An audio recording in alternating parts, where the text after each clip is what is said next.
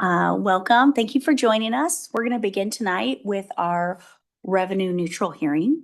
I am going to open the hearing and Mr. Holder, do you have any presentation for us?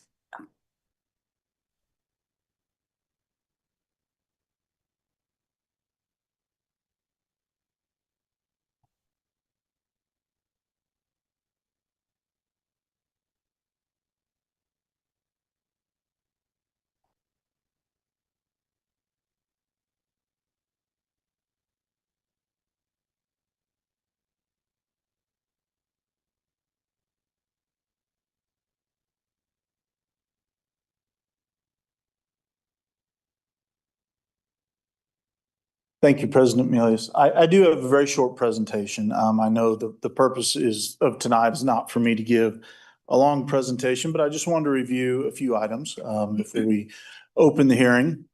The first thing is just to give a little order of operations preview for tonight. After my presentation, we will open the revenue neutral rate hearing. After that hearing, then there will be a resolution for the board to vote on via a roll call vote to exceed the revenue neutral rate. After that, then depending on what time that finishes, we're scheduled to begin the budget hearing, which you do after that at 5:45. And at that time, again, I'll have just a very brief few slides, and then we'll open the budget hearing. And then the actual budget is approved during the normal regular meeting under an action item. So that is a slight change from last year, but KSDE wanted to note that really the revenue neutral rate resolution should be approved before the budget is considered. And so that's why there's a slight change in the order this year as compared to last. So the first thing is just a timeline looking at revenue neutral. So Johnson County emailed the R&R rate of 59.198.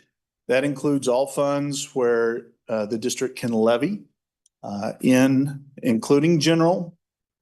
On July 14th, the board approved the intent to exceed the R&R and with a maximum total rate of 67.087 mils.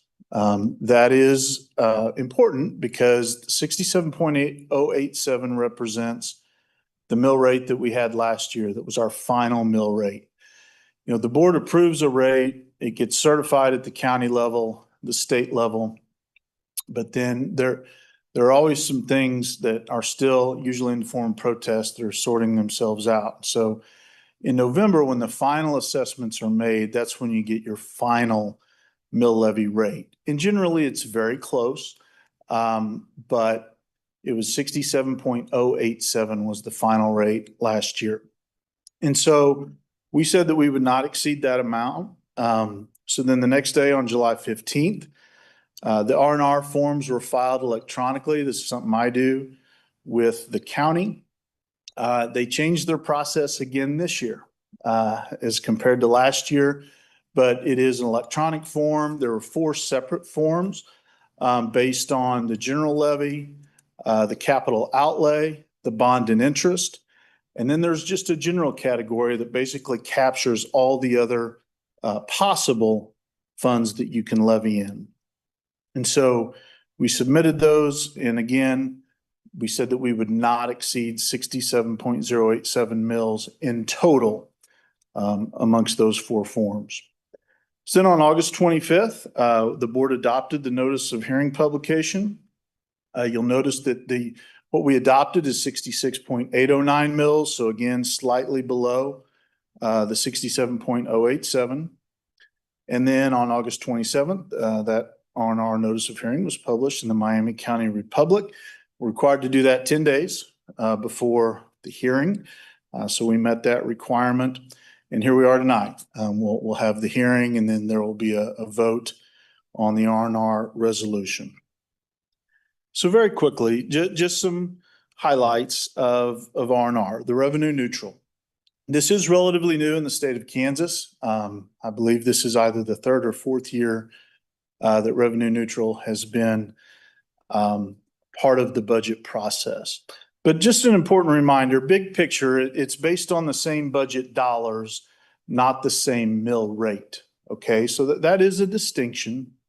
The revenue neutral rate is designed so if the same tax dollars, the amount was received, what would the mill rate be? So of course, if assessed valuation rises, if the same dollars are taken into consideration, then the mill rate is going to go down slightly.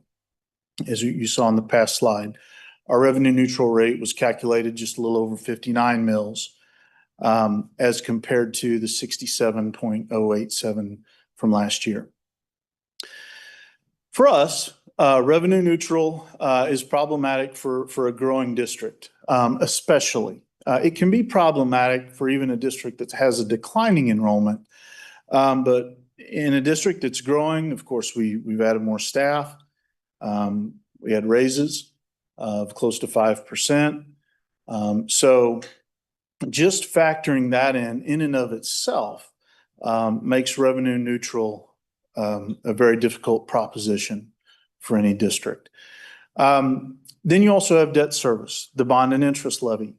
And this year, as an example, ours did go down slightly and our bond and interest levy went down. But there are years that is never a perfectly level payment for 20 years. All right, you're going to have cycles. And if you look at what our payment is for next year, years beyond that, you're going to see differences. And so that is another difficulty with revenue neutral. The third bullet there is CPI.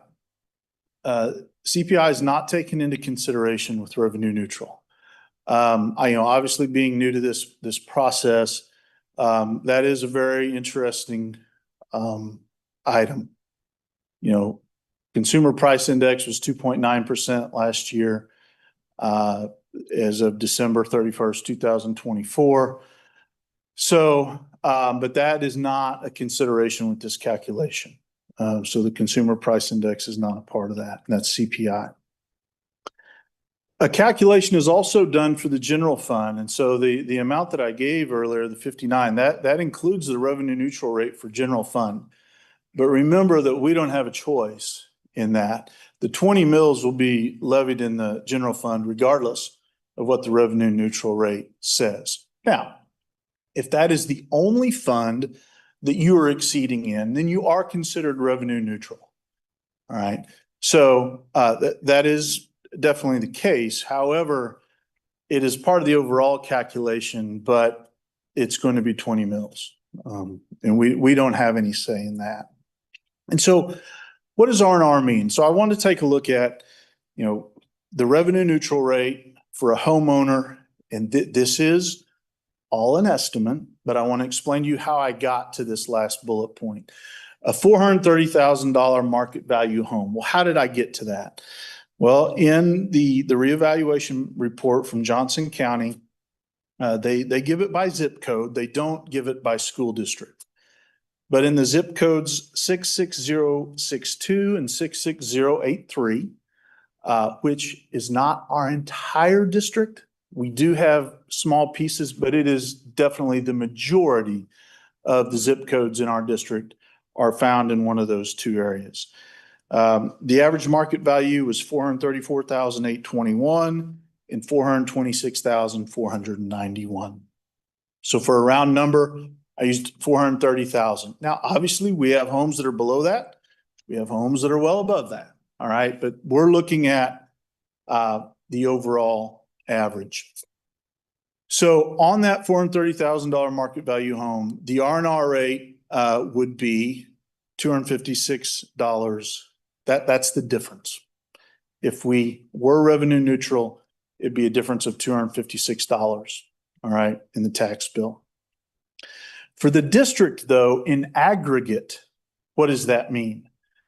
Well, it's $3.155 million. So in the aggregate is a very important distinction because all the tax rates affect all of us differently. right? Because we all don't have the same value of home. We all didn't get the same reassessment. All right. We have some folks that their market value actually went down a little bit. We have some that it was flat, and we have some that had double-digit increases. All right. But it affects everyone differently. But as a school district, we don't assign an individual rate.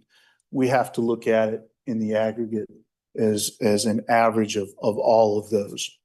And so when we look at R&R, that is a look at, okay, average market home.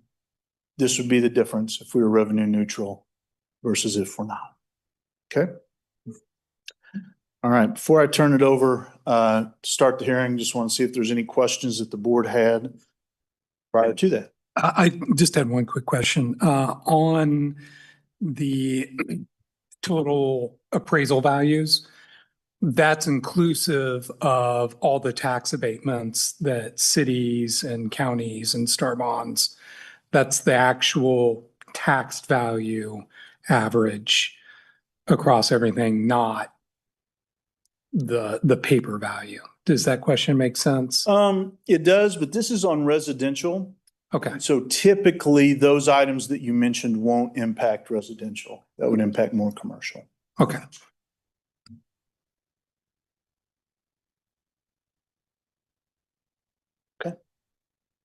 I just have a quick question, just clarification. When the kind of example that you gave with the $256, that would be if their appraised value didn't change? That's just roughly? it. Yes, you could say that, but that is if you have a $430,000 home. That example doesn't take into account whether your market value went up or down and remained the same. Yep. That's just an example of, okay, if this is the value of your home, Mhm. if the district were to not exceed R&R, that's the difference in the taxes. It's Gotcha. $256. Okay, thanks. Another quick question. Do you happen to remember what the average increase was across everything? Because we've been pretty off the historical average of Yep. 5 to 6%. So the average appraised value by zip code without new construction, and I do think that's an important distinction, right? Because new construction is new construction. Reassessment occurs after it comes on the rolls. In the 66062 zip code, the average change was 7.04%. And in the 66083, it was 2.43%.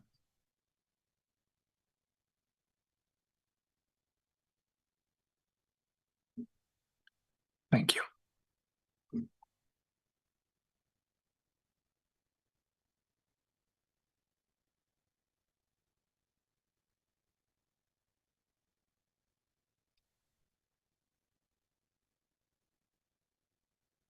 Yeah, any other questions?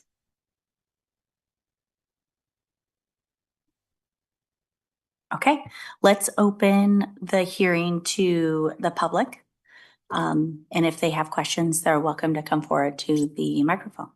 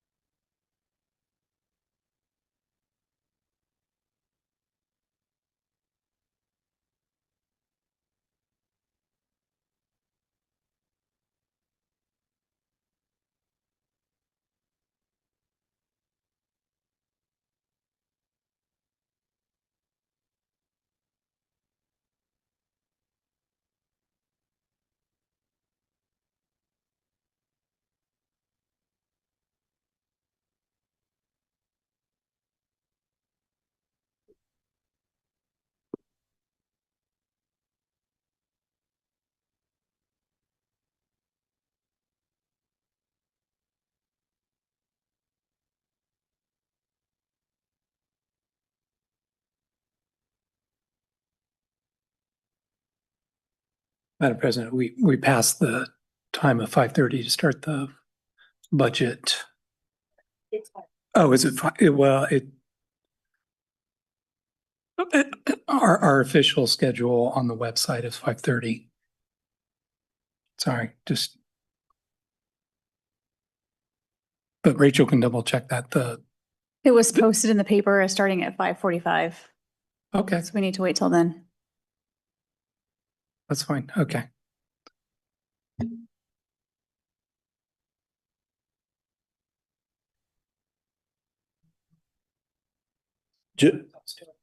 Just a reminder, we will need to act on the revenue neutral resolution before the budget hearing at 5:45.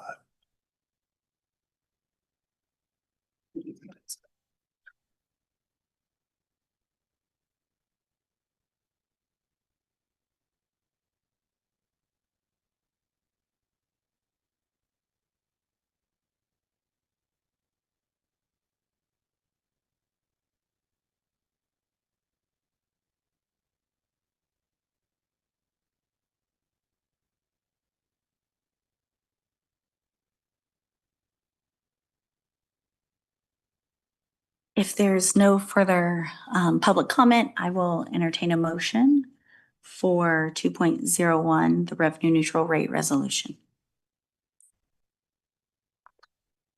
Madam President, I move that the board approve the revenue neutral rate resolution 26.07.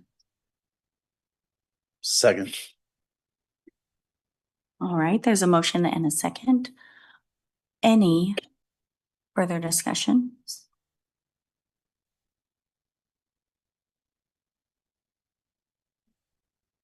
All right, Rachel, please take the vote. Mrs. Horn, Yes. Mr. Chitwood, Yes.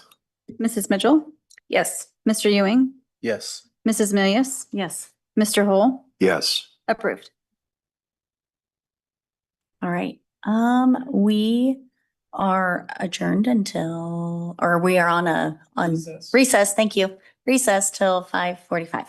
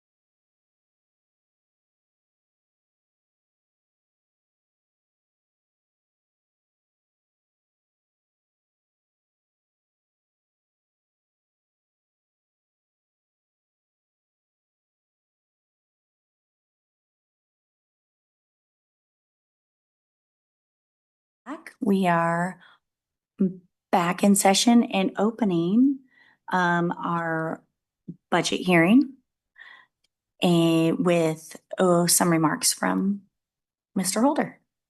Thank you, President Milius. Again, just a few slides to try to go over big picture view of the budget that we are adopting tonight. We had a workshop on August 25th that went through the different levies, what was being proposed. And so really just some additional information tonight.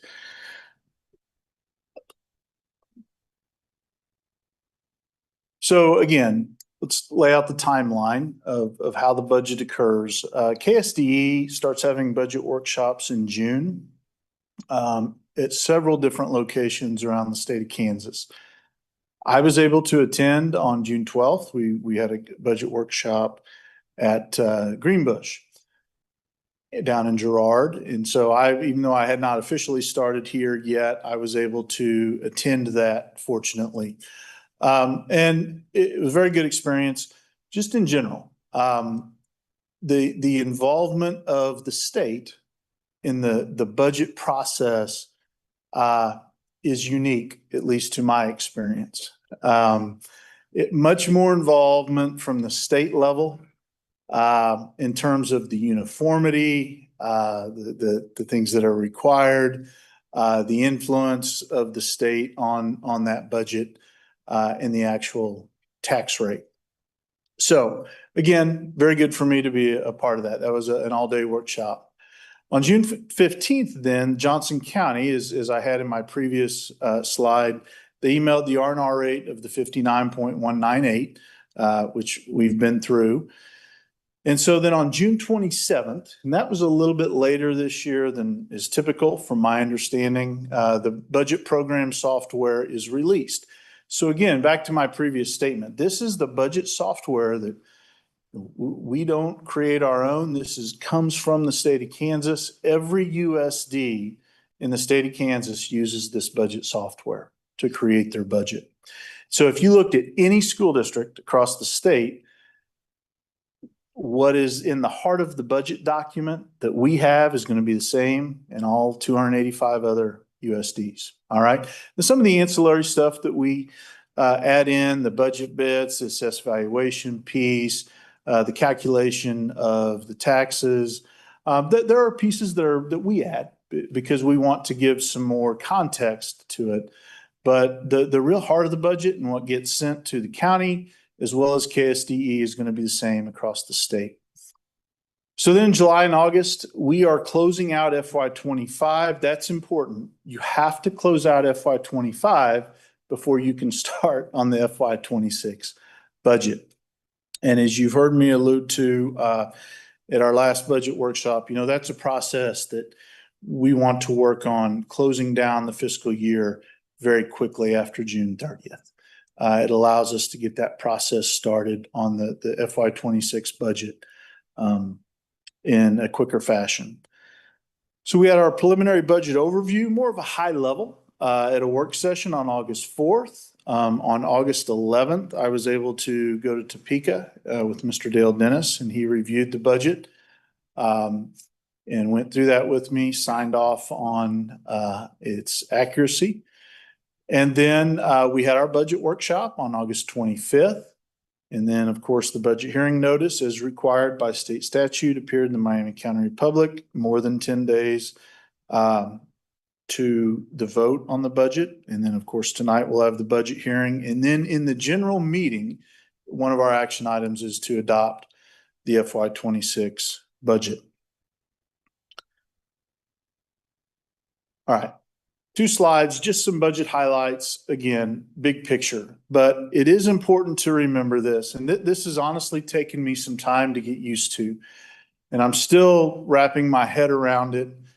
All budgets, you should be fairly conservative with your revenues and your expenses. But it is unique, at least in my experience, that when we budget, we are showing revenues high and we show expenditures high because they're so closely tied together in the state of Kansas because of budget authority. And what is approved in the budget, you cannot exceed without, and if you do exceed it, then you have to republish the budget. If you remember back in June, we actually amended the budget in June. Now that was simply just because of an honest mistake of not including any expenditures in the career tech line. But I can tell you, in other areas, special education, what was published as our budget authority, we came in just under that. So there are some areas that you have to watch as you go throughout the year. But what that leads to ultimately is a very conservative estimate on what your expenditure authority is. And if you were to go back year to year and look at the budget that was approved and what actually happens, you're going to see that revenues are always a little lower and expenses are always lower. All right. That is just the nature of the budgeting system that we have. What does this new budget include? So most of the other bullet points are really related to that.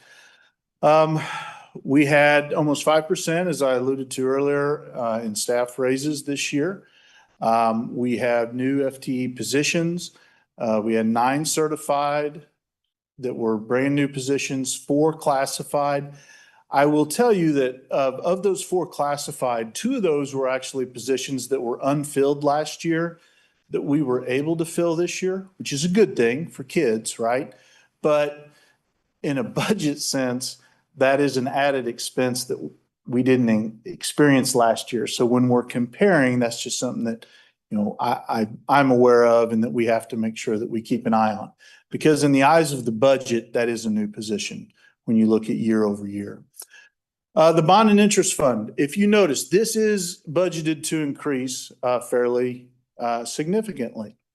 Now, part of that is $2 million of that is related to the bond issue and money that was deposited into the bond and interest fund. That was planned.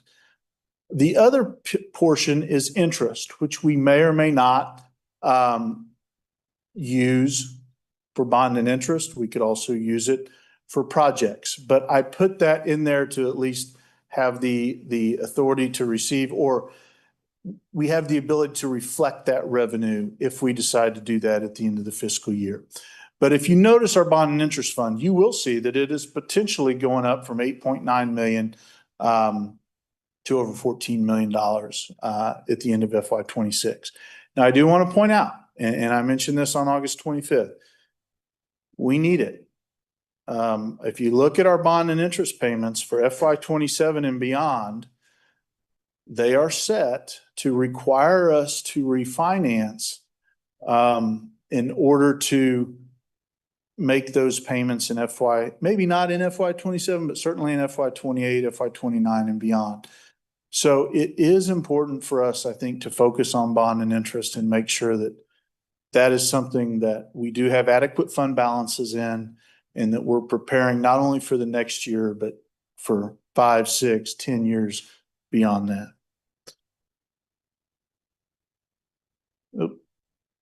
Just a few other points and I'll be done. Virtual school, again, when you look at expenses, all right, our expenses, you know, compare it to last year, a lot higher than actual. Part of that is virtual school. Right now they do have a higher enrollment they're anticipating than last year.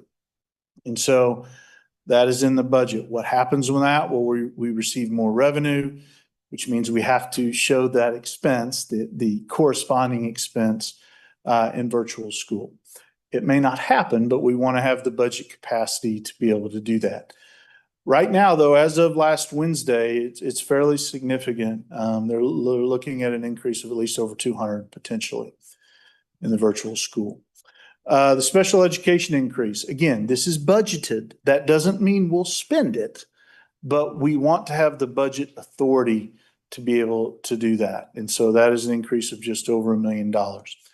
Building budgets, those are remaining the same for FY25. You know, as we go into FY26, we're going to start the zero-based approach, and then we're also going to create the department level budgeting, and that will begin in earnest this year so that we can implement that fully in FY27. The importance of FTE, particularly as it relates to student count. Now, you could also say as it relates to, personnel count as well. All right. But you cannot overstate the importance of that as it relates to our budget, in particular as it relates to our operating expenses. Our FTE increase is critical because when the state looks at how they pay us, they're going to come in later this year, sometime between late October and late March, and they will do, KSDE will audit us just like they do every year, and they're going to look at our FTE count. And so our legal max, what we can spend at the end of the year, is going to be directly tied to that FTE. This is what we said it would be. Of course, we estimated high. This is what it is.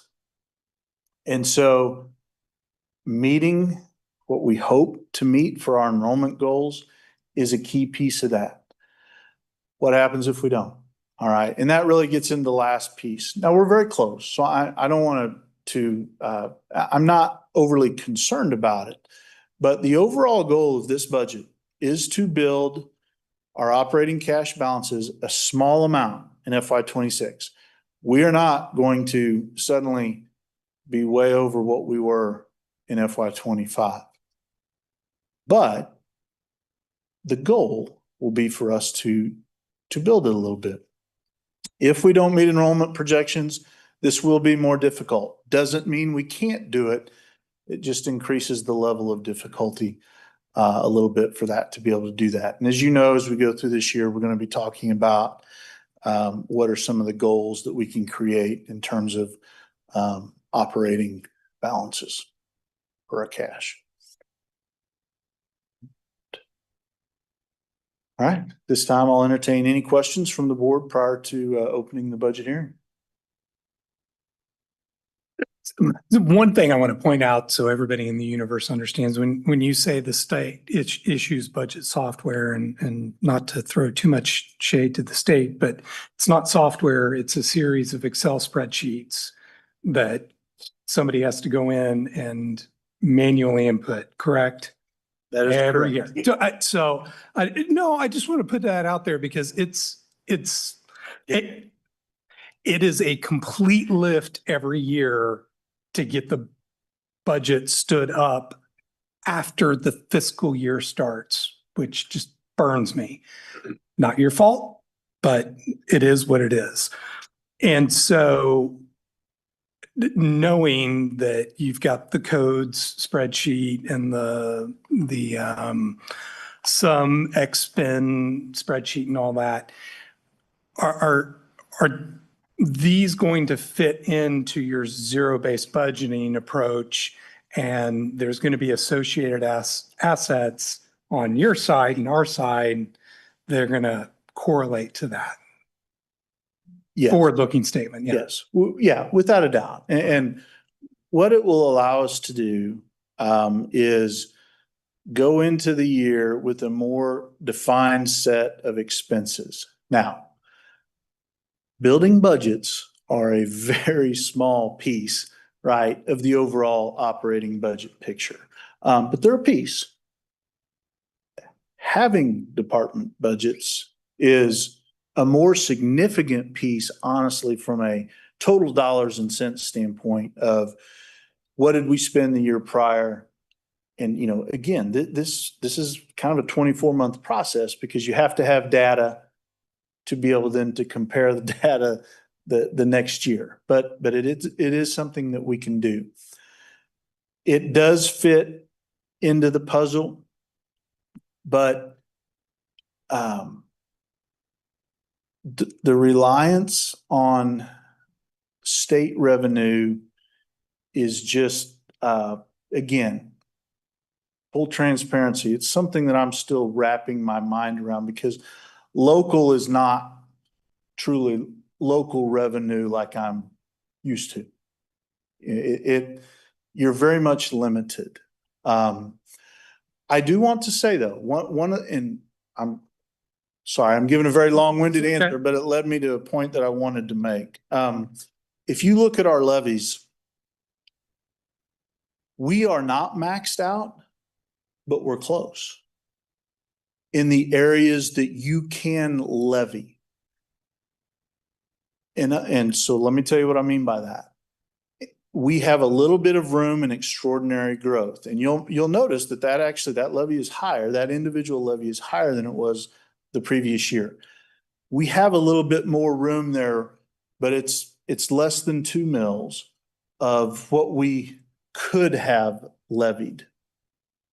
General's 20. LOB is always going to be limited to 33%, right, of general. Capital outlay, you're limited at 8. Bond and interest, you can fluctuate, all right, but you're not, it's always going to be based on the debt that you have, all right. It is the levy, though, that you can go to voters if you so choose, and this district has done so in the past, of say, we would like to raise the bond and interest mill levy to X amount so we can borrow X amount. But that's not operating, right? That's just debt payment. So in Kansas, there is no mechanism to go to the voters to raise operating cash that Spring Hill hasn't already done, right? With cost of living and with extraordinary growth.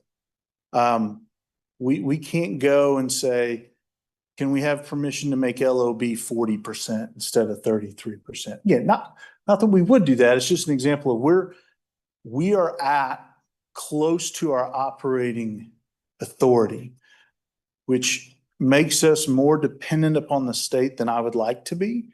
But that is an important distinction that I want to make sure the board is aware of. When you look at our overall budget, that does play into our operating scenarios. Yeah, I think you make a really good point there, because that kind of gets us to the, we're tapped out. Quite frankly, just to put it really plainly, we're tapped out, and it's leads to the importance of being mindful about our cash balances, because are we still sitting 30 days-ish cash on hand? 30 to 45? Are we any closer to 45? Well, if you just look at it on a percentage level, we're actually down, is the way the state calculates it, compared to last year. Overall cash is, of course, way higher this year because of bond money that's been received, but that's a total. That's not real money. Right. It's a wash. But overall, if you just look at our operating cash balances, we are a little lower than we were at this point at the end of FY24. So with expenses being higher, that means that we would have less days to operate. Got it.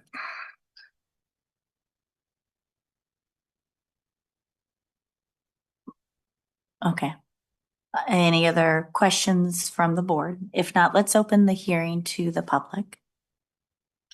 I do have one more question. The new or additional certified and classified staff, how did that compare to what the requests were for additional staff? Because that was pretty conservative compared to what buildings felt like they needed, right? That overall comparison there was for the requests for new staff, certificated and paras, versus what was requested versus what was, there were a lot more requests. Yeah, that's. But we do have them, when they submit them, put them as high priority. Yeah, we'd like to have it, but maybe not now, but it's gonna come in 3 to 5 years. It's kind of, we put them in that kind of those tracks. And like I said, this past year, the 9, it weren't, if you look at it was pretty split. We had, even though we were down overall at the K5 because of the fact that we opened Dayton Creek and they're still kind of growing out. We did add 2 classroom teachers there. We added, I know, 2 full-time equivalent instructors, one at Forest Spring and social studies. We also added another one at one of the middle schools. Then we added a sped teacher.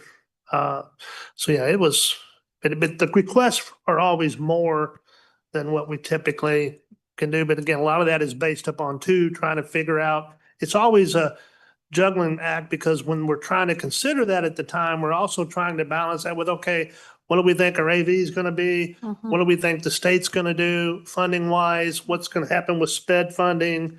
Because and sometimes we don't know that until March, April, May, and Yeah, it wasn't a critical question. It's just a question that we're not just adding whatever people want. And I mean, there's some scrutiny there, so.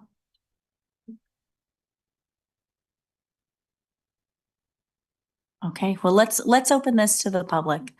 Is there anyone out there that has a question or comments for the board?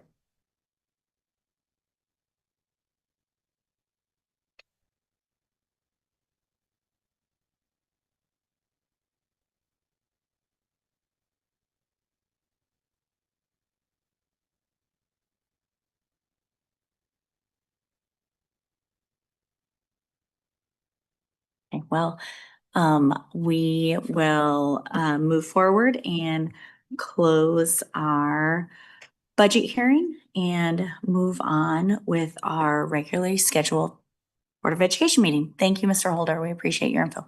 Thank you. Okay, let's move forward. Rachel, will you take the roll? Mr. Chitwood, Here. Mrs. Mitchell, Here. Mr. Ewing, Here. Mrs. Milius, Here. Mr. Hull, Here. Mrs. Baker, Mrs. Horn. Here. We have a quorum. Thank you. Moving on to approval of the agenda. Madam President, go ahead. Well, You look like you're gonna talk. I was, but I'm not gonna do what you're gonna do. I know there actually is a timeline on this, September 20th. However, I would like to remove the approval of the budget and have a meeting next week or whatever to go through it, just to understand. So are you motioning to, So I think what I just heard you say, Keith, was Motioning to you- amend the agenda? you motioned to approve the agenda with the amendment of removing action item 12.3. 12.02 and 12.03. Yes, that's exactly what I meant to say. Okay. Well, then I'll second that. all right, there's a motion and a second. Any discussion?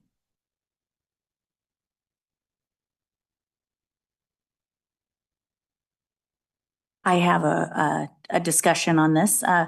If we do remove them,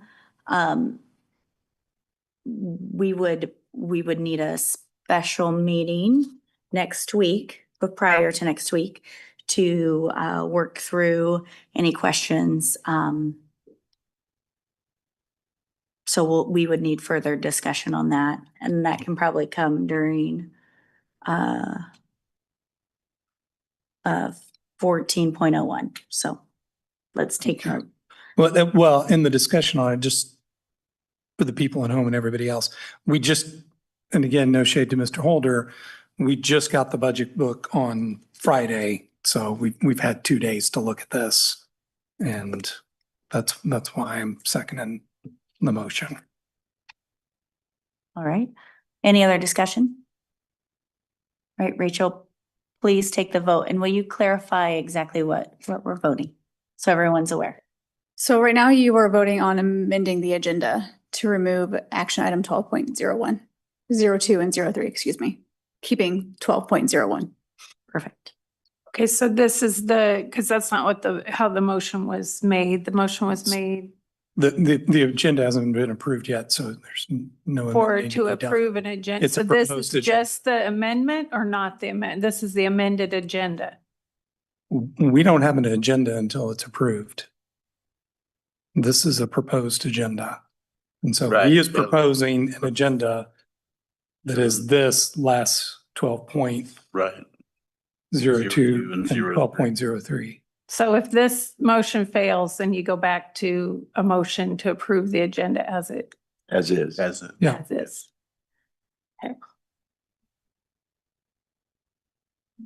Okay, so we have a motion and a second for approval of the agenda with the removal of 12.02 and 12.03. Rachel, please take the vote. Mrs. Mitchell, No. Mr. Ewing, Yes. Mrs. Milius, Yes. Mr. Hole, Yes. Mrs. Horn, No. Mr. Chitwood, Yes. approved. All right, would everyone rise and join me in the Pledge of Allegiance? I pledge allegiance To the flag of the United States of America, and to the republic for which it stands, one nation, under God, indivisible, with liberty and justice for all. Okay, moving on to the reading the reading of the USD 230 mission and vision. Our mission is to be a school district that engages students to learn, create, adapt, and succeed in an ever-changing world. And our vision is to maintain small town values and empower each student to achieve world-class success. All right, moving on to 8.01, business with individuals. No cards were presented. Thank you, Rachel. Okay, we are now moving on to 9.01, approval of the consent agenda, which includes consent agenda items, approval of the minutes, personnel, teacher requested supplemental materials, and renewal of Lake Mary Inc. contract. Madam President, I move to approve the consent agenda as presented and read. Second. All right, motion and a second. Any discussion? Rachel, please take the vote. Mr. Ewing, Yes. Mrs. Milius, Yes. Mr. Hole, Yes. Mrs. Horn, Yes. Mr. Chitwood, Yes. Mrs. Mitchell, Yes. approved. Thank you. Moving on to 10.01, good news, recognitions, and announcements. Mr. Peavy.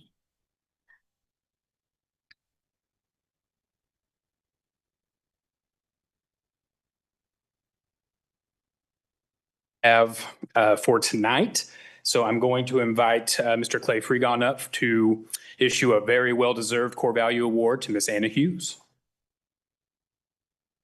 All right, thanks, Scott, and good evening, and thank you for having me here tonight to be able to recognize someone that definitely goes up and beyond what her position calls for. And we've had a great start to this season, fall sports season and the school year within our building, and a lot of it is due to what Anna is able to provide for us as far as on a lot of different fronts.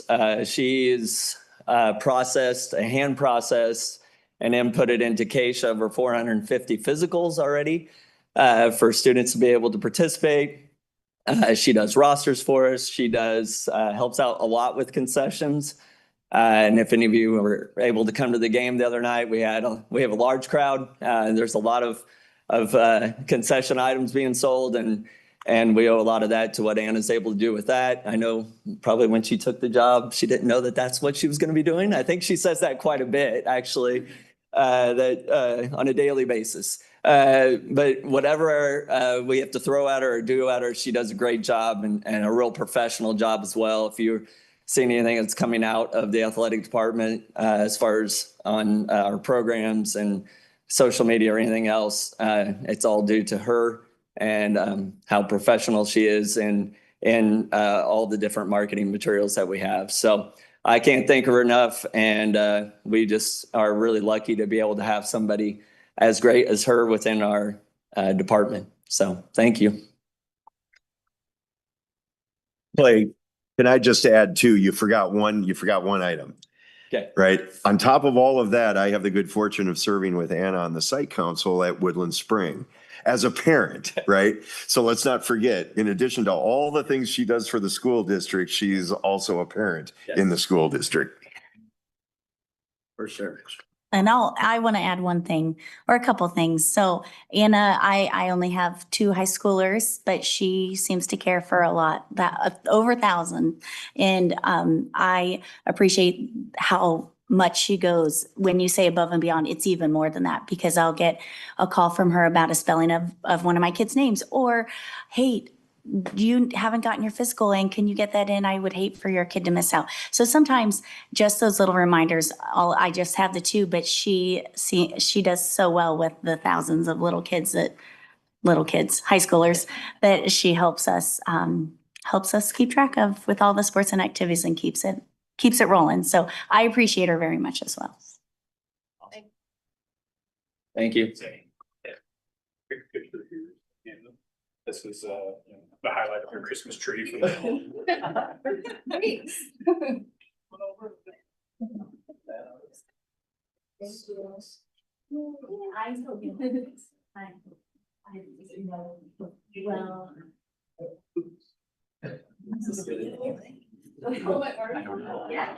was just never moving it up. Spare no expense on this.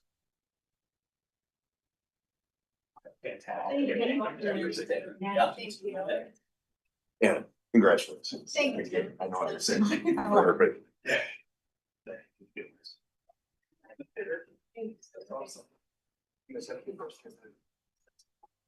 Yeah.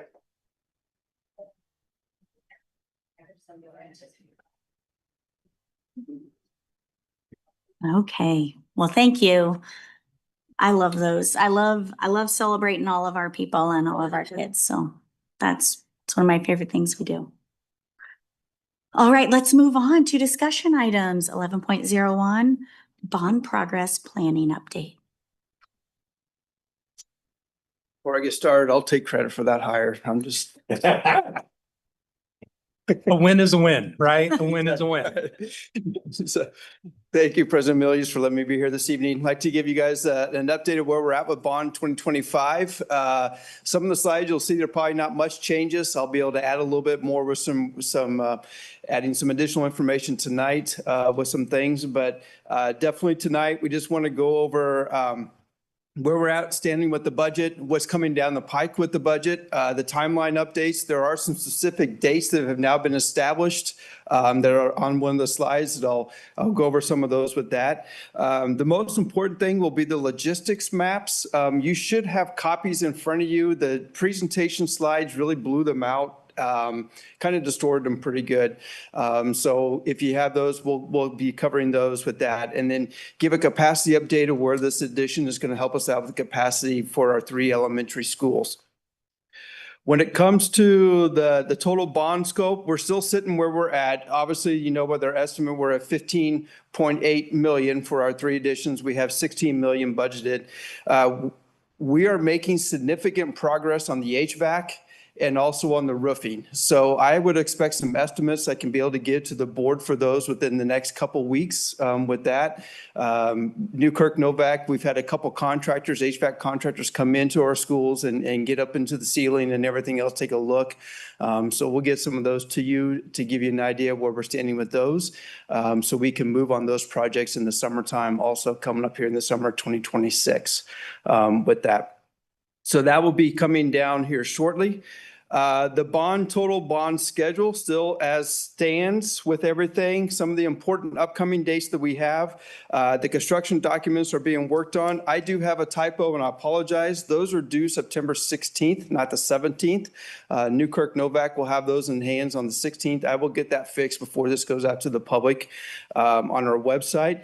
September 16th, Newkirk Novak will send these out to bid. Then they will be holding here in the district office in the boardroom here at 3 o'clock on September 25th, a pre-bid meeting with any contractors interested.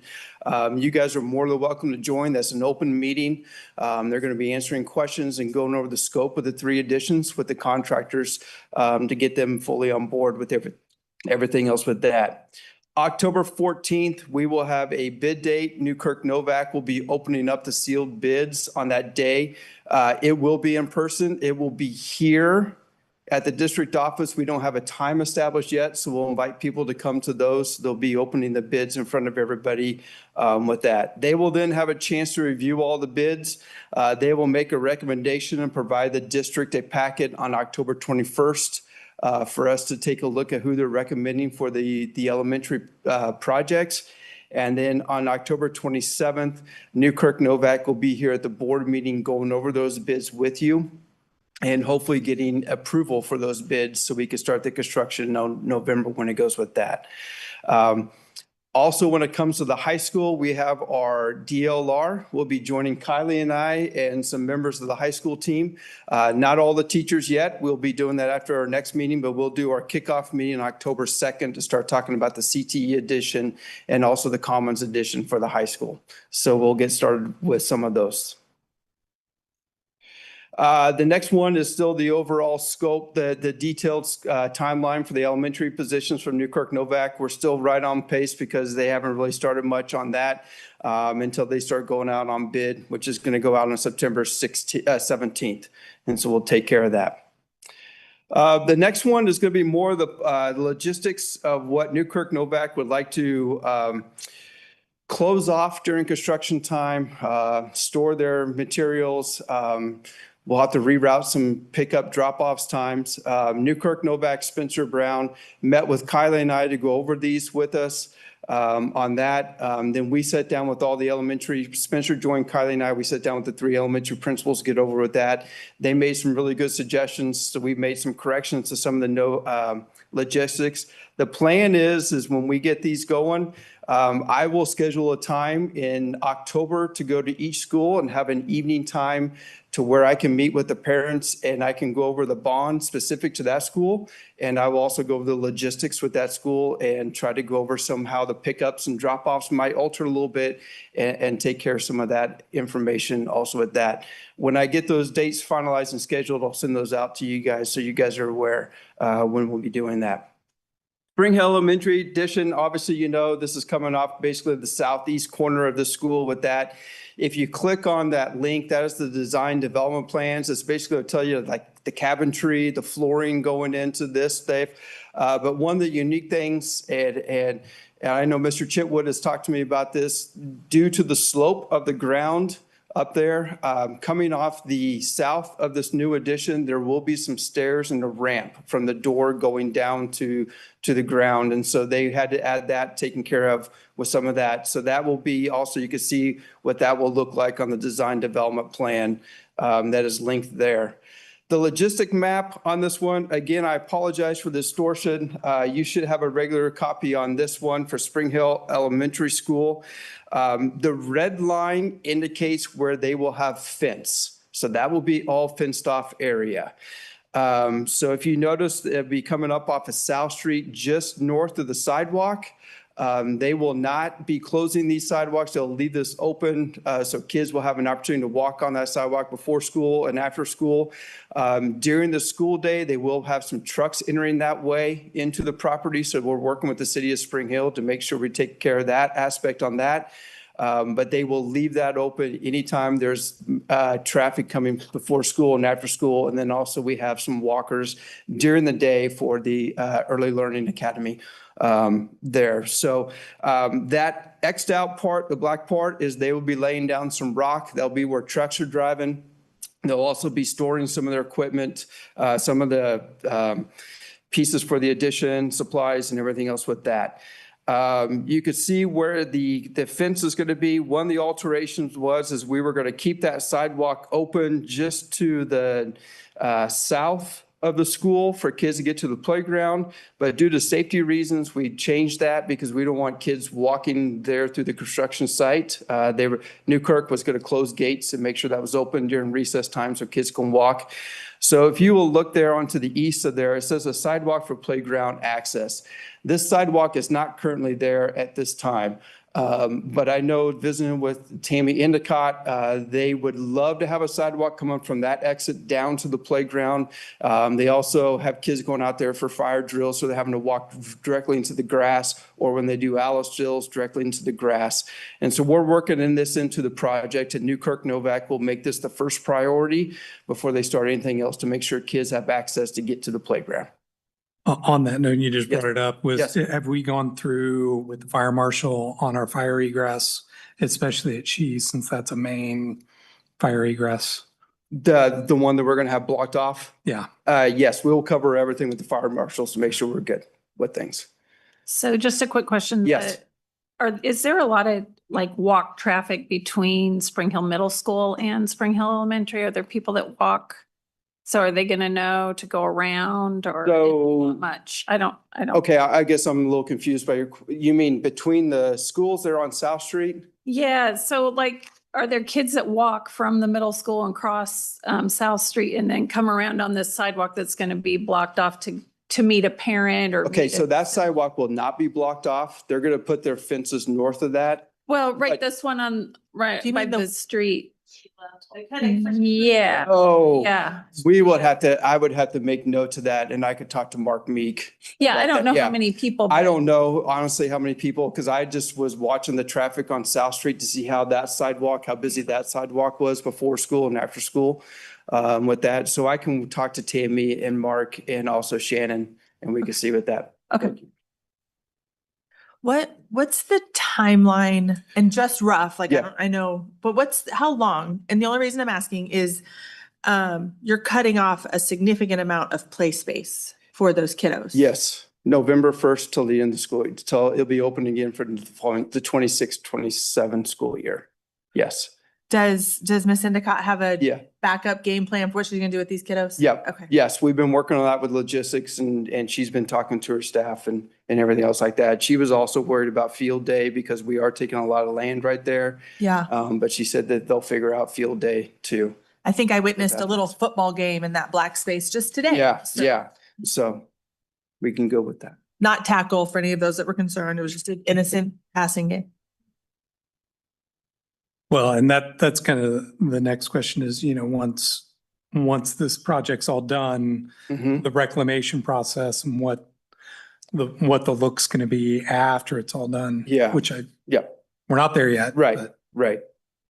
The next one that you have, More question, I'm so sorry. yeah, go ahead. I thought there was talk of the extra space that runs along the pickup line for the older kids. There's that building that hasn't been used in a few years, I don't. Yes, yeah, the old Educational Support Center, yes. Uh-huh. What is that not in the plans anymore? That's gonna be torn down.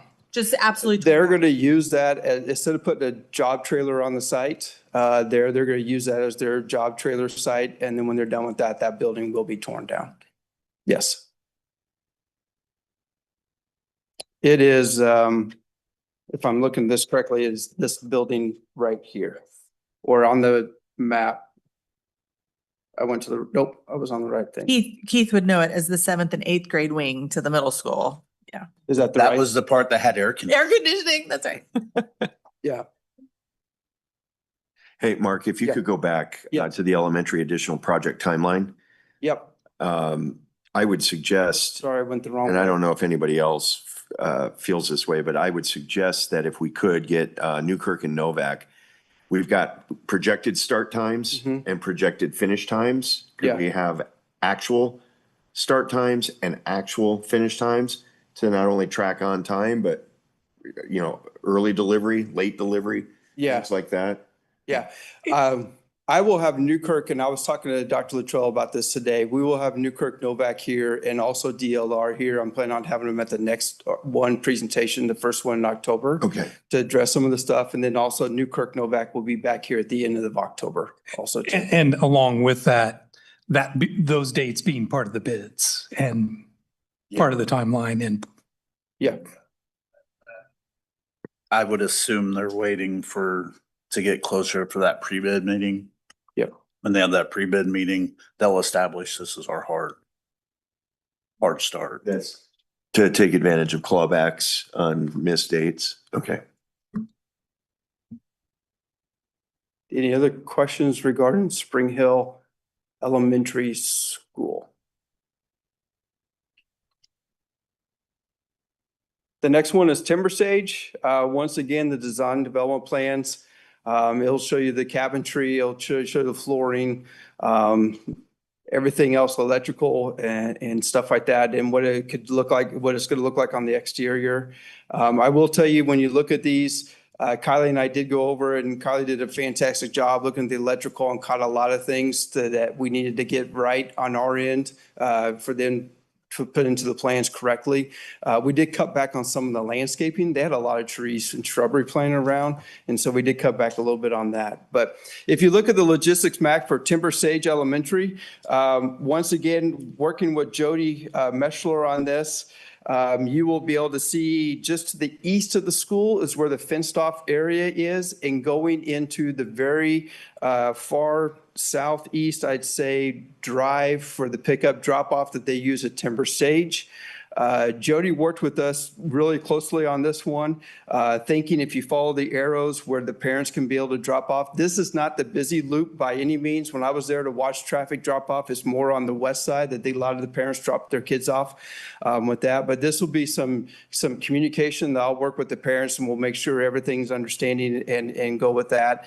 You can see the addition. You can see the X out part where they'll have gravel to put their supplies on. You will see the entrance. Trucks will be going in and then dropping off the supplies and then going out. They'll be using that loop that's provided in the parking lot. With that, the orange is going to be the construction workers parking. Jody's going to work with her staff and patrons to make sure they park on the bigger lot over there, but we'll make sure communication gets out appropriately before November when it takes care of this one. Any questions? And this kind of shows the addition is going to cut into the parking lot. Obviously, that's the parking lot's going to be fine when the addition's done. We will not lose any parking stalls or drive. I really appreciate that you went and checked out traffic, Yeah. because the best laid plans look a little different when it gets chaotic at the end of the day. So I really appreciate you. Yeah, no problem. Any other Prairie Creek is the next one. Here's the addition of the design developments, the logistics map. Now, this is also going to be a little tricky, and I owe a lot of props to Kylie because he got his drone out there and he took a lot of aerial pictures for us to study the traffic flow and then pick up and drop off with that. But as you will see, the very far south of the school, they have a little loop that will be blocked out for the construction. Right now, we don't have anybody that parks in this loop. There's some parking there to the south of that loop. Nobody parks in there, but cars use that for pickup purposes. They loop around there, then they get into that parking lot for that aspect. You can see where the fence is going to be and where the construction material is going to be placed with that. This we sat down with Dr. Robinson, Kylie, myself, and Deputy Pechnik and Deputy Ramos, and kind of talk about how we can do pickup, drop off for some students on this one. We have a really good idea that we want to talk to Ms. Skibby about and talk to her and get her to sign off on it before we present this to the parents in October, because this one will have a pretty good impact on pickup and drop off for some students. Because you can see with the fence, we are losing probably about 10 to 11 parking stalls during the construction site. And so that will alter some of the parking when it comes to some staff with that. So that is kind of the logistics map when it comes to Prairie Creek. Yeah, Mark, I was just going to add, and I know you guys are already aware of it, but the way that loop works, it kind of alleviates the backup on the surface Yeah. streets. Yeah, Right, it so alleviates that's the where back it's up on gonna- 165th Yeah. and actually then feeding on to 167th Street. And so, and talking to Miss Skibby, a lot of majority of her classes are picked up on that side. So we're working with some possible solutions to figure out what we can do. It helped having Pechnik or Ramos there, and Kylie got some really good aerial shots of after school pickup so we can see how far traffic is backed up on those roads. And so hopefully it's not going to be perfect, but it's going to take a little bit. We talked about being out there in the first couple of days, trying to help out, just to help with traffic and direct traffic to go over some of that stuff. Any questions on the logistics, maps?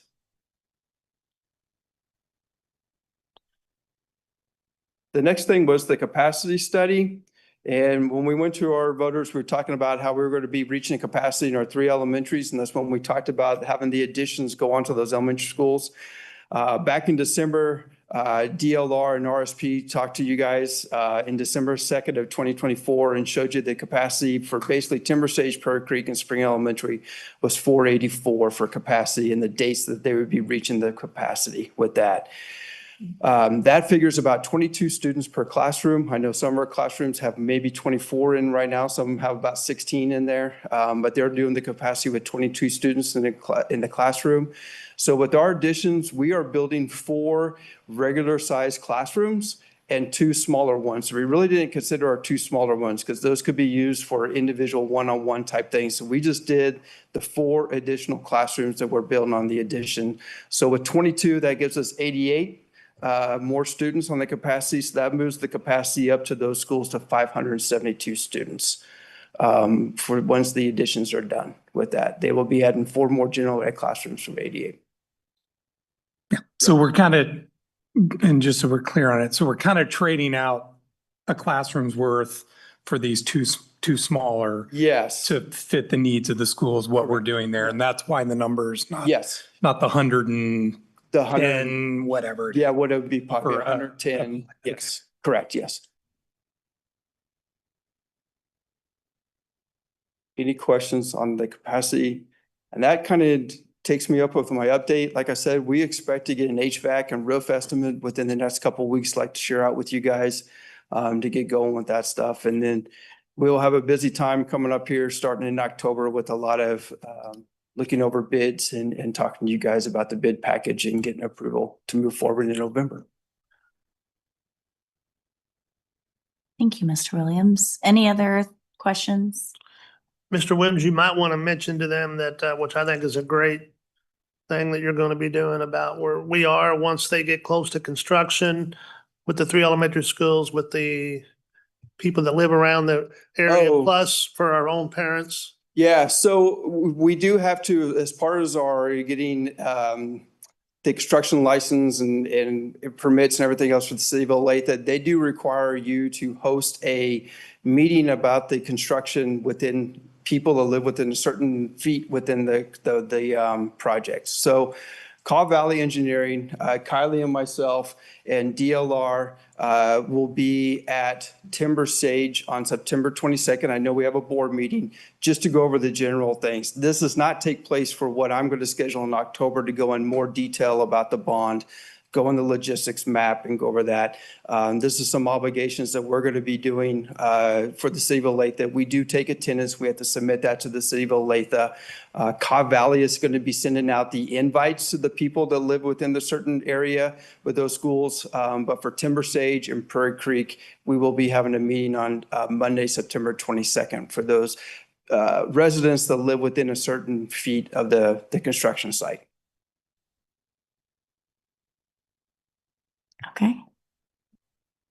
I think that on that note, I would, I wonder if we can collaborate. These, all 3 are kind of neighborhood, especially Timber Sage, but neighborhood schools. Yeah. There's houses around, and I wonder if it will probably cause a parking issue, at least for Timber Sage, maybe Prairie Creek during any school Concerts. event. Yeah. So maybe Yeah. collaborating with the HOAs so that they get Sure. notice to their people that there's going to be excessive parking Yep. wherever. Yeah, absolutely. Walk 4 blocks instead of drive. That's right. Except it could be cold during that Christmas concert. I'm just saying. That's true. Well, thank you, Mr. Williams. We appreciate your update.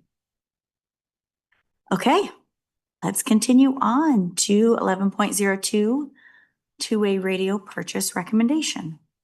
This has been a topic for quite some time, and Mr. Williams and Kylie have continued to work with our principals and have finally got that project out to bid. And tonight they're submitting the bids for those radios, as well as, I think, actually going to show you some of the product that you would be purchasing if the bid is approved the next time we bring it back here in a couple of weeks. So, Mr. Williams. Yeah, so back in, what I can tell, back on January 27th at the board meeting, Phil Elliott talked to you guys about possibly two-way radio purchases for the remainder of the schools.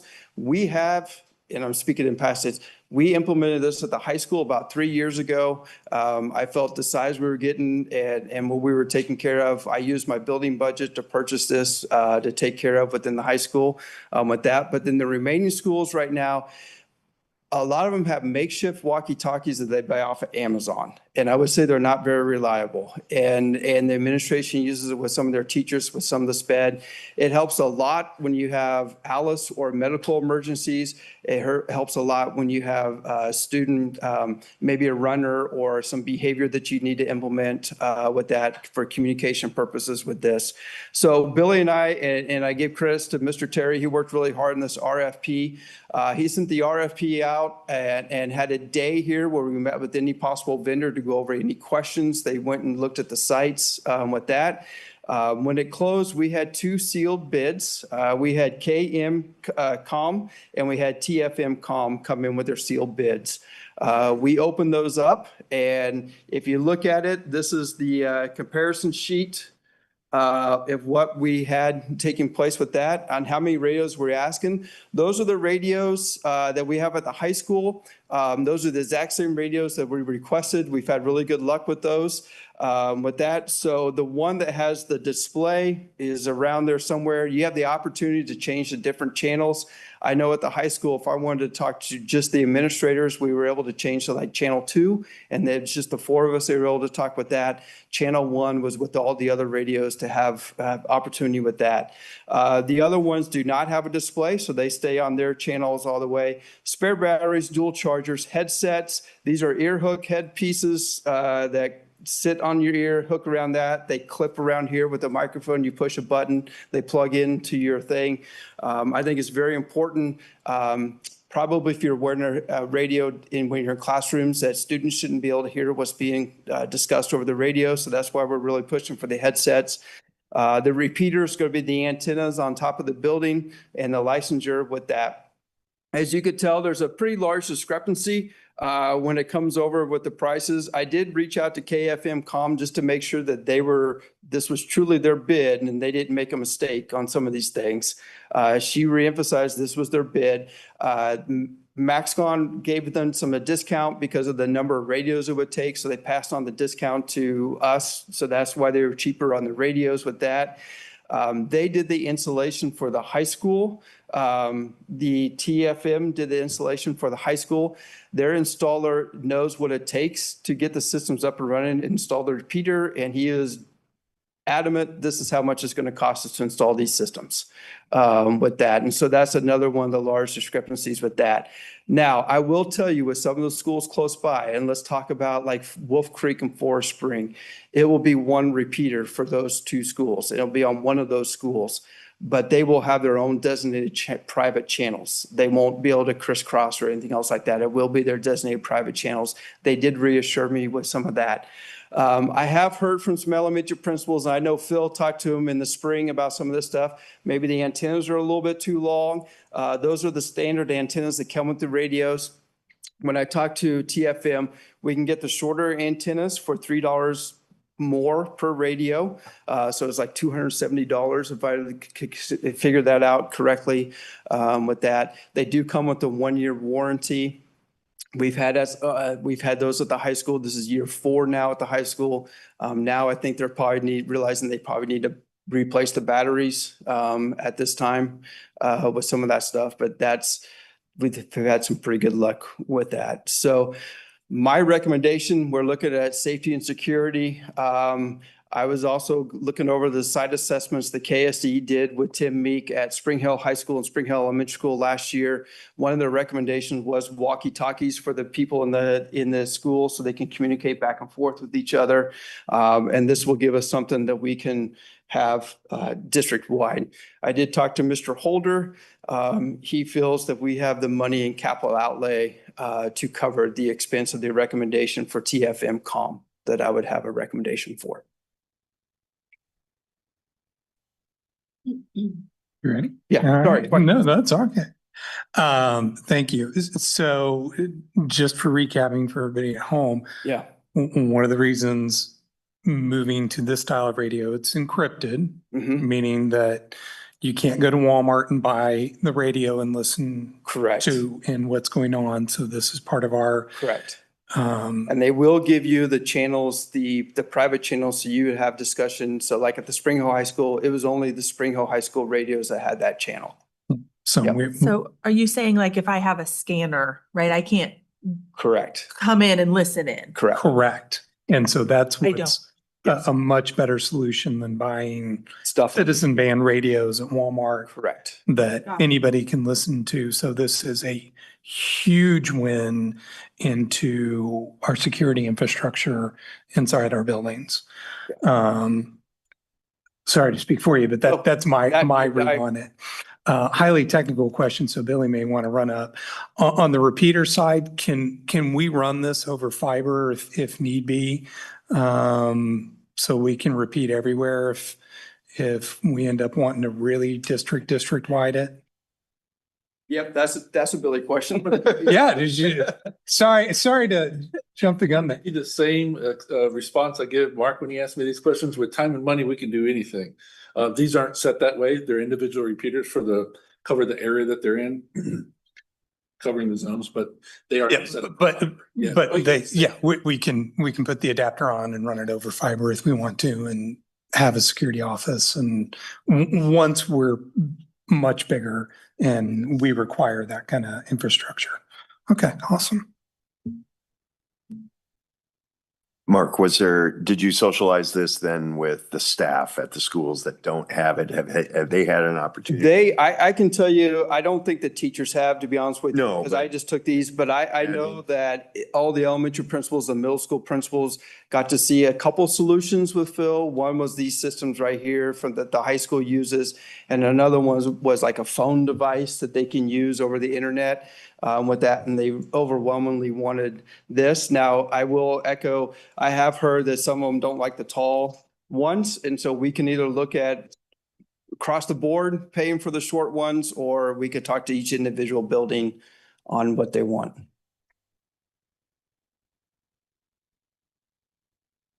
Getting short antennas, does that prevent them from being damaged?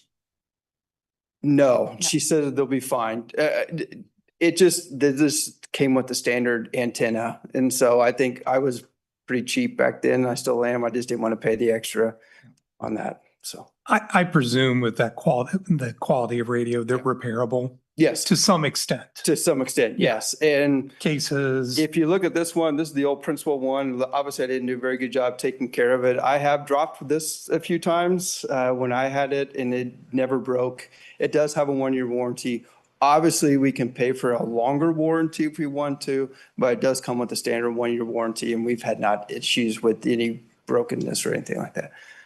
And you think the batteries last about 3-ish years? I would say about 3-ish years, and then you're probably looking at having to probably buy more batteries or different batteries for that. We are purchasing some spare batteries to have with that, but then we probably have to look at it in about 3 years. And this will be something we need to talk to Mr. Holder, and maybe this is when the buildings start budgeting some of this stuff within their own building budget. We pay for the upfront expense for this stuff as a district, and then the buildings can start budgeting some of these items. That sounds like a great idea. Yeah. Well, I'm just going to throw this out there. You can ask one of the vendors to go back and review the timestamp at 6:48 in the meeting, but it might be worth the argument to just go back to them. We're talking 0.0038% of a discount for them to just throw in the shorter antennas. Yeah, So it's a third of 1%. sure. I can talk to them. Okay, any other thoughts or comments for Mr. Williams? Okay, thank you. thank Thank you you. for bringing that to us tonight. All right, moving on, we have a few action items. I apologize. We have one action item. I'm updating my agenda. Thank you. It's 12 point, everybody's updating. 12.01, crisis management plan.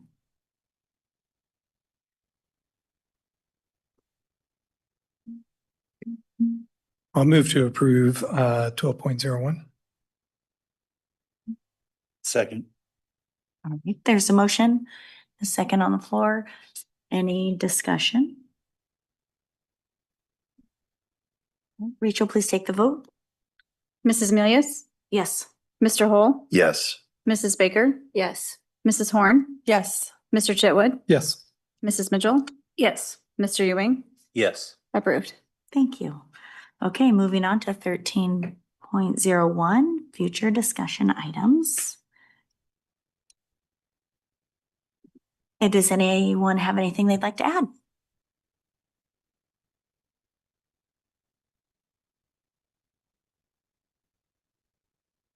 Or remove?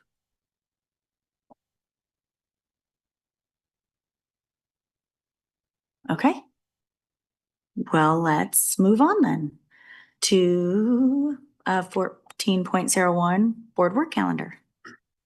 Yes, we can entering the next few meetings coming up. We do have some of our annual topics. We will be doing pretty soon in the near future, the assessment data report from the KSDE. We have not got those results because of they redid the cut scores. They keep telling us 2 weeks, 2 weeks, 2 weeks, and all that time passes and nothing ever comes. But we have gotten one subject area in that we've been able to review.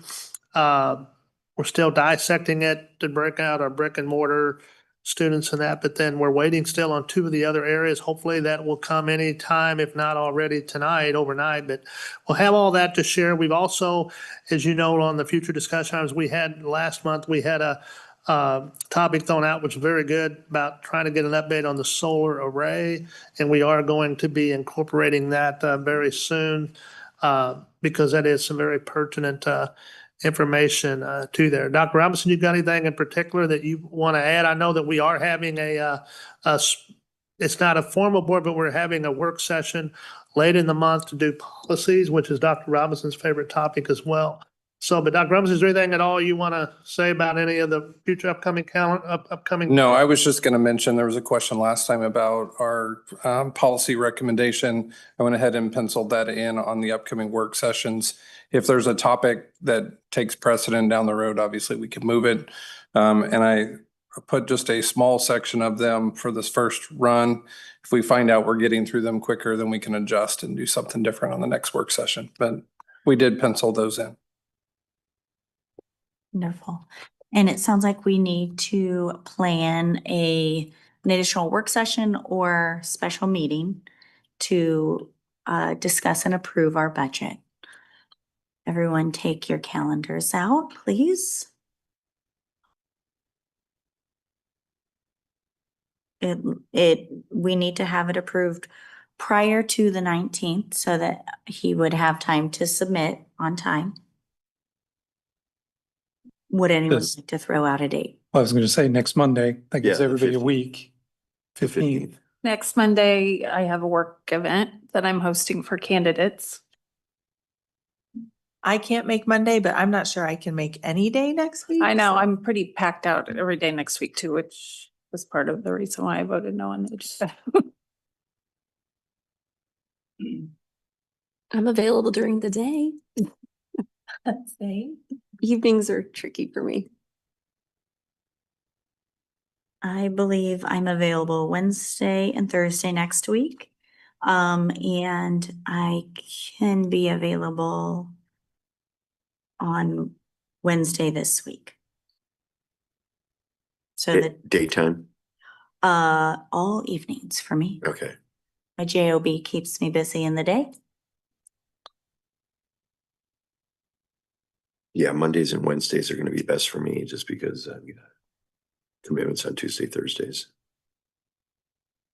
What are your thoughts on, is it just gonna be a meeting to come and make a motion and approve it, or is it gonna be a big lengthy discussion and we're gonna go through the whole I'm thing, glad- page by page? I'm glad you asked that because I'm not speaking for the board here, but I wanted to emphasize this for Nathan's benefit is, this is not in any way a criticism for you. I think it's simply, I'm a boomer and I got my paper copy tonight. So I just want to spend some time looking at it.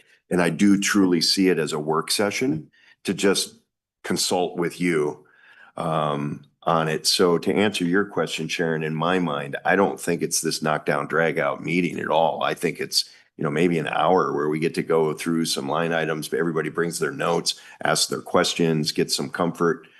So that's just the way I see it. Agreed. My thing was more understanding what we're approving and where that's going. I mean, obviously it's gonna get approved, but just why is it the way it is? Well, and the public just got copies of this on Friday as our agenda went live as well. So what I would love is even to have a public participation so that we could hear from them. So they had the same amount of time as we did with this book. It's a lot to digest in just a few days. So I've been, Monday or Wednesday were the two options. Could we do like a later, like a 7 PM or 7:30? 17th, Probably had to be the Wednesday. yeah, it'd have to be Wednesday. Okay. I'm available at 7, September 17th. okay. I'll make time.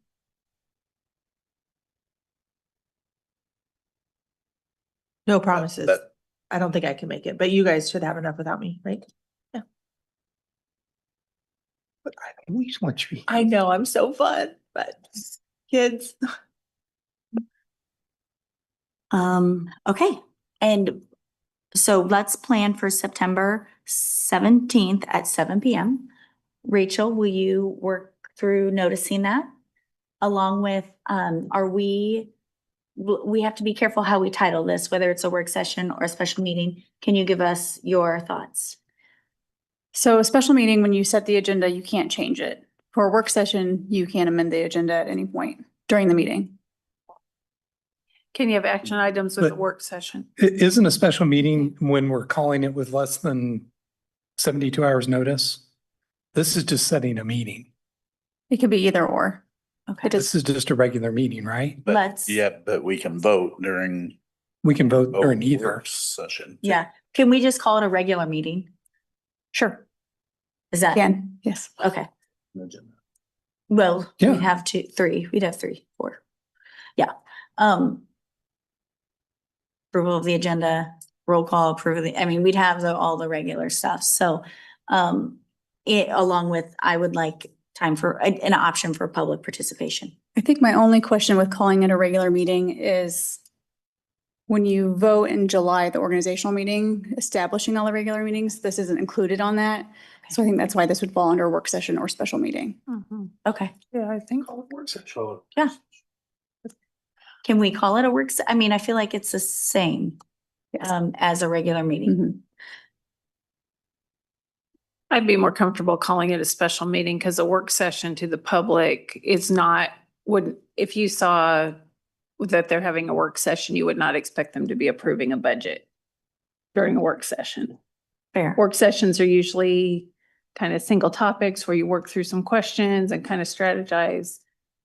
I would prefer it to be a special meeting if Okay. that was the purpose, but I'm fine if with a that's special meeting. statutorily okay. So would you like there to just be the action item for budget? Or would you also like there to be discussion time? Discussion, Okay. action, and public participation, please. Would you like this live streamed? Yes, I would. I would hope that we all agree there. Maybe? Yeah. If we're having it here, let's do it. Okay. Any other thoughts or questions you need from us? Nope. Okay, perfect. All right, any other thoughts, comments on board work calendar? Okay, all right, then let's move on to 15.01, our superintendent's report. Dr. Scott? Yes, just 2 items. The KASB, School Board Association of Kansas Region 1 listing post was held last Tuesday.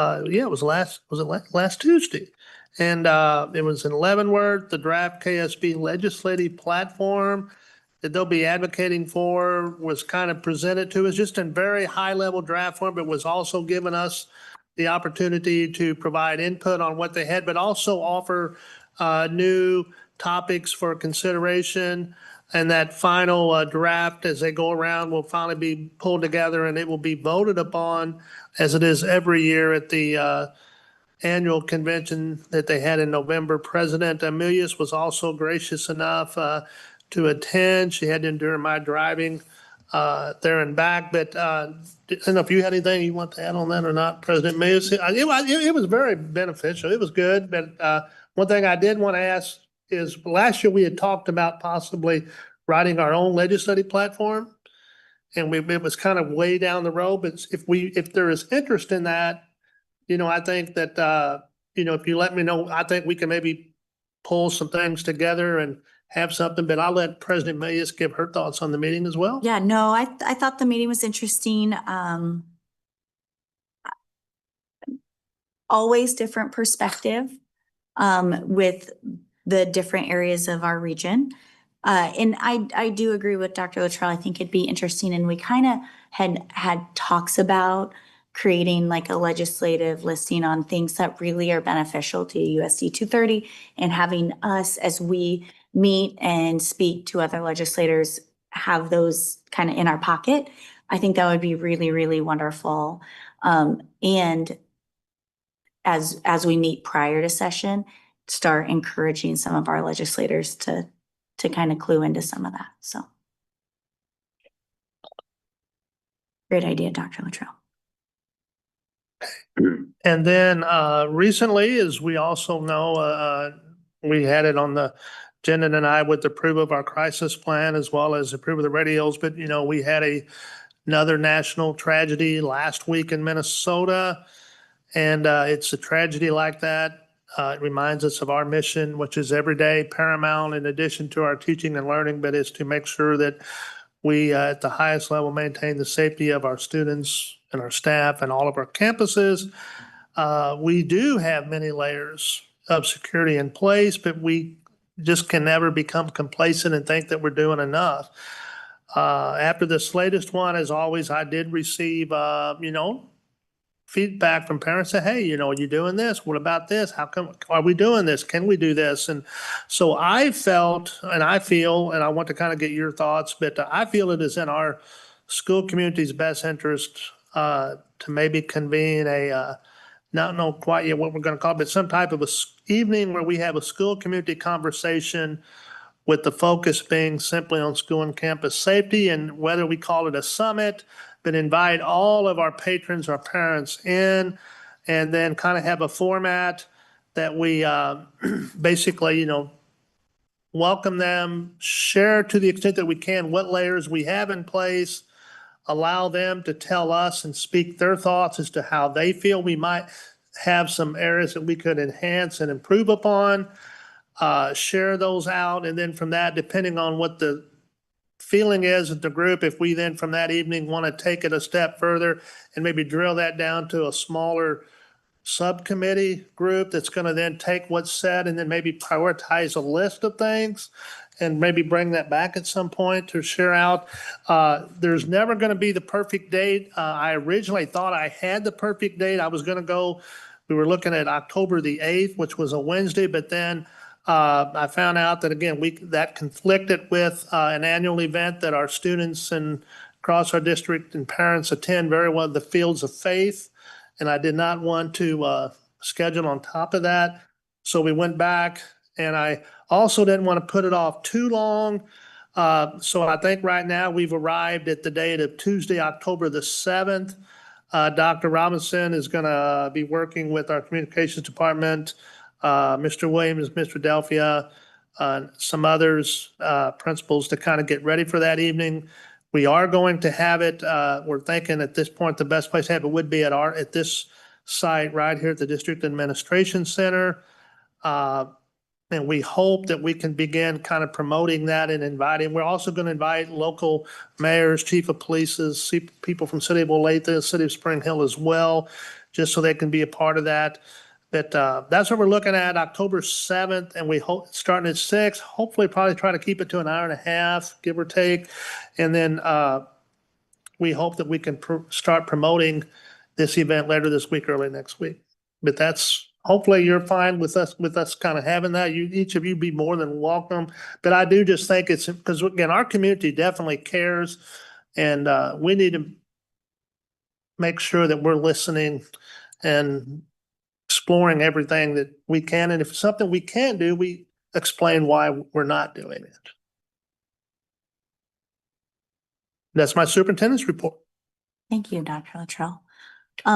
When do you think information will go out to families and community? Is it already started? We're developing it. We're hoping that we can send that out late this week or the very first of next week through our social media platforms. I'll put it in my Friday update this week, my LinkedIn update.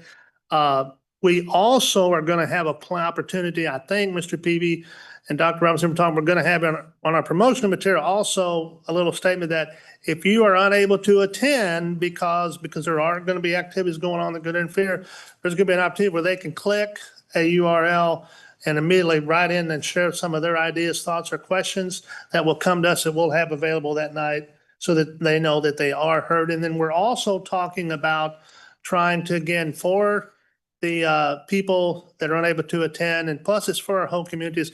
Since it's here, we're trying to figure out a way if we can stream that and keep it recorded. The problem is we have to make sure, since we might be a little bit more informal position than a formal board meeting with our mics all tied into it, we just got to make sure that we put in place a good plan to make sure that we have good audio so that it can be heard. But that we're hoping that we can stream that as well. Thank you. Thank you very much, Dr. Luttrell. All right. All right, moving forward, we do need an executive session. Madam President, I move the board go into executive session for the purpose of discussing personnel matters and non-elected personnel to protect the privacy interest of unidentifiable individuals under coma. Those to be in session include the Board of Education members, superintendent of schools, and administrators as requested. And staff. And staff, administrators and staff as requested. The executive session is to begin at 7:10 with the open meeting resuming at 7:40 at this place. Okay. Second. All right, motion is second. Any discussion? Rachel, please take the vote. Mr. Hull, Yes. Mrs. Baker, Yes. Mrs. Horn, Yes. Mr. Chitwood, Yes. Mrs. Mitchell, Yes. Mr. Ewing, Yes. Mrs. Milius, Yes, approved. thank you.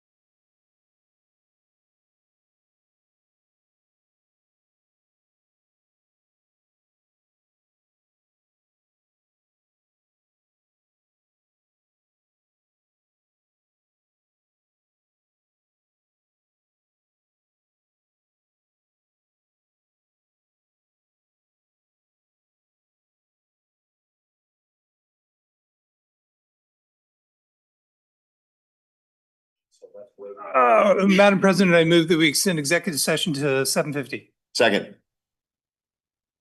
Motion and second, please take the vote. Mrs. Baker, Yes. Mrs. Milius, Yes. Mr. Hull, Yes. Mr. Chitwood, Yes. Mr. Ewing, Yes. approved.